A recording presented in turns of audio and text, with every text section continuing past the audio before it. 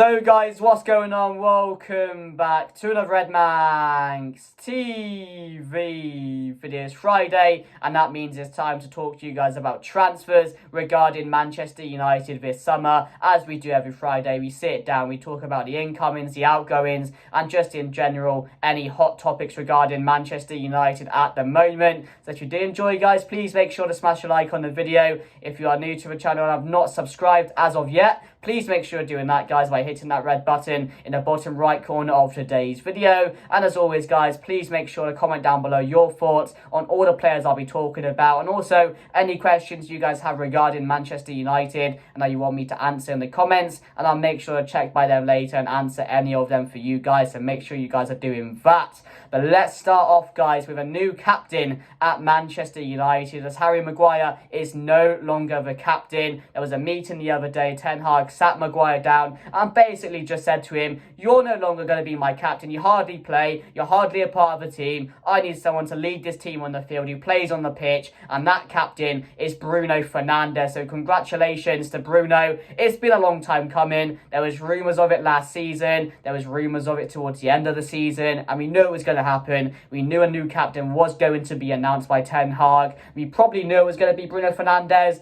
There were some people thinking Martinez, maybe Varane, maybe Casemiro, more experienced guys like that. But I just think Bruno Fernandes, throughout all the years he's been here, he's just deserved it. He's been a leader on the pitch. He's been one of our better players overall. I just think he's someone that has deserved it. So, as I said, congratulations to Bruno. I'm excited to see how he's going to do as captain now. A new role for him, really. It's a big step up to be captain of Manchester United. So he has a lot of responsibility on his hands now. So we'll have to wait and see. But for me, it's a really good choice. I'm sure Ten Hag didn't have too many options either. He saw Bruno Fernandes as the captain, really, and the only main choice. So I'm really happy with it, guys. But let me know your thoughts down below of that. And Bruno Fernandes is a new captain of Manchester United and Ten Hag's new team going forward into next season. But as we know, Mason Mount has been announced. That's done. He's a Manchester United player. But yesterday, Manchester United officially announced it. It was done already, but Andre Onana has been officially announced as a Manchester United player. We've seen the pictures. We've seen him holding up the Manchester United shirt, the goalie shirt, number 24, which he will wear for Manchester United next season. And apparently he could be going out on tour to face Arsenal tomorrow. And apparently there's a chance he could make his debut as well, which I'm really excited about. I'm excited about the transfer of Andre Onana in general, but if he can play tomorrow as well, that'd just be excellent, won't it? So hopefully we'll see him. If not, maybe come off the bench and make an appearance. You never know, or just maybe too early at the moment. So don't expect too much going into tomorrow's game, but he will be flying out to the USA tour with Manchester United. So that's done. That's official. 2 signings already, Mason Mount and Andre Onana. And next up, the main target is going to be Rasmus Hojlund, which we'll talk to when we get to the incomings after we talk about the outgoings, because there's been a few outgoings this week. Alex Telles has finally left Manchester United. Of course, he was out on loan at Sevilla last season. He came back, and I think Al Nassr, Ronaldo's team, have picked him up for 3 or 4 million.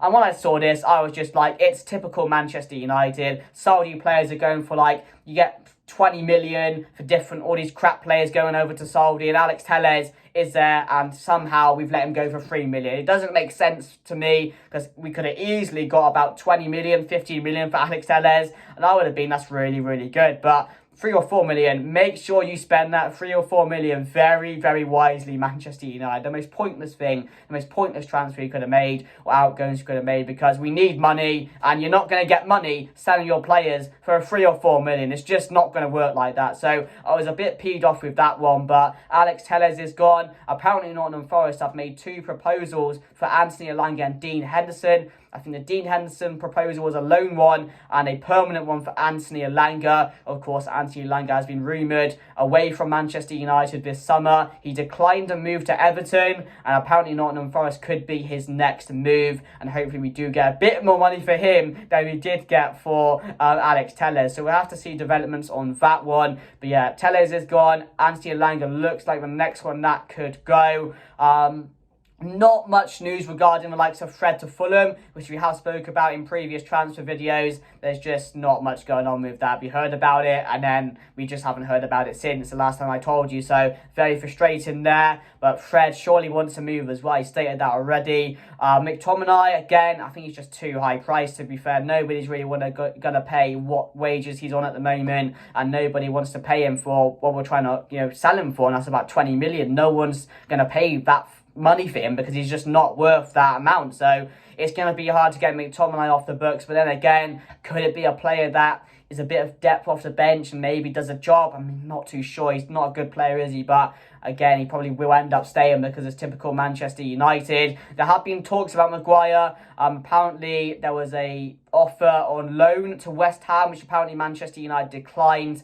But again, why not just let him go on loan, prove himself a bit, and then he'd be worth even more than we probably asked him for after that loan move. So it's a move I would have taken, to be fair. If I was Manchester United, I would have looked at Maguire and thought, let him go on loan, build himself up a bit, get some playing time, maybe have a really good season, and then we can sell you for more. So silly move there for Manchester United, but he's now probably going to be gone. He's no longer captain. Apparently he was furious about it, so I don't see a future for him at Manchester United going forward.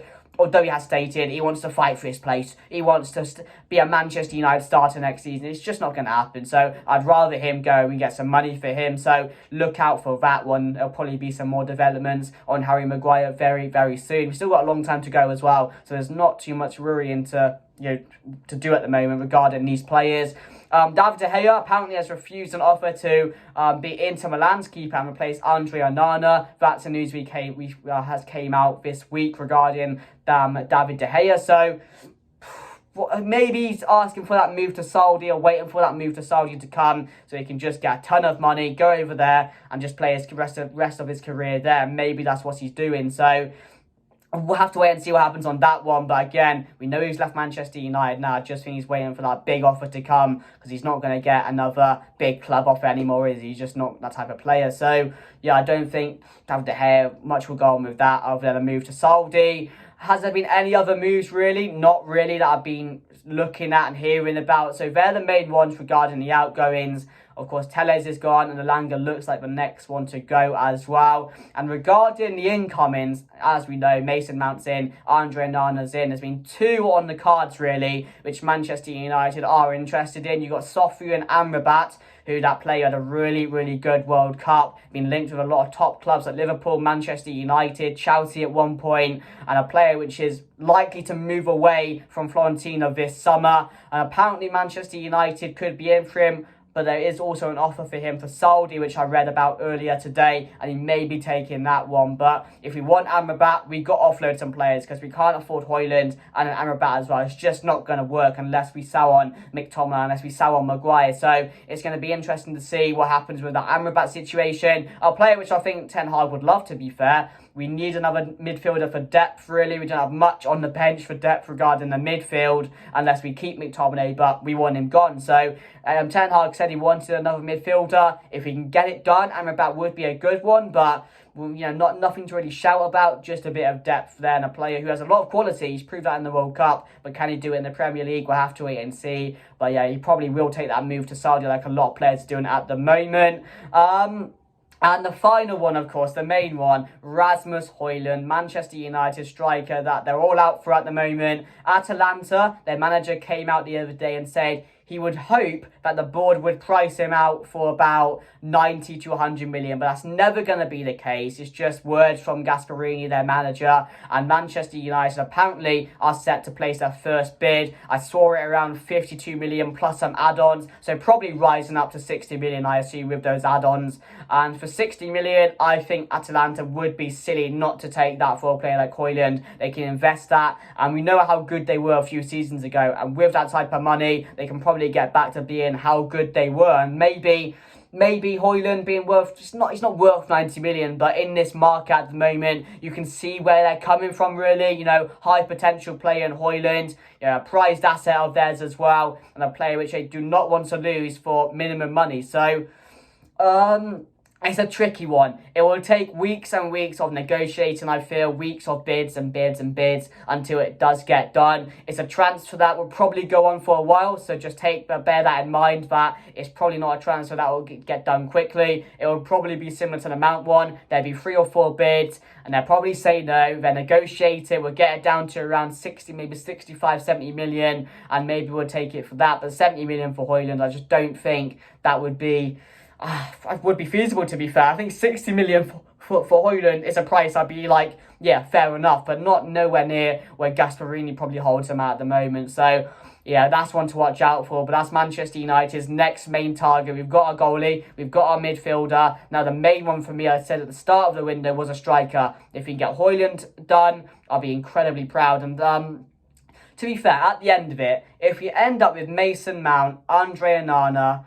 Hojlund, and maybe Amrabat, that would be a very respectable window in my opinion, because at the start of the window we asked for a goalkeeper. Well, people did, not me necessarily. I didn't think it was a major problem. We asked for a midfielder, we got it. We're asking for a striker, we may be getting it. So at the moment, Ten Hag is getting everything he wants, and that's what I said needs to happen. If he wants to build up this project under Ten Hag and be successful again, he needs to get all the power, he needs to get all the players he wants, and it's just about getting players out the door now so we can maybe invest more money into getting those players. That's the most important thing now going forward. So yeah, guys, let me know your thoughts down below of all the transfers I've talked about in this video. Any questions regarding Manchester United, regarding transfers, let me know down below, because I'm really keen to answer them. So make sure you guys are doing that. Also liking the videos, commenting as well, usual stuff, guys. I will be back next Friday for another bit of transfer news going on, unless there's nothing that really goes on. If there's only 1 or 2 stories going on, I probably won't bother with the video, because there won't be much for me to talk about, and that means you won't get a good enough video. So I don't want to force these videos, but if it is some major breaking news, you know I got you guys of bringing the news onto the channel, and we'll also sit down in these times like we do every Friday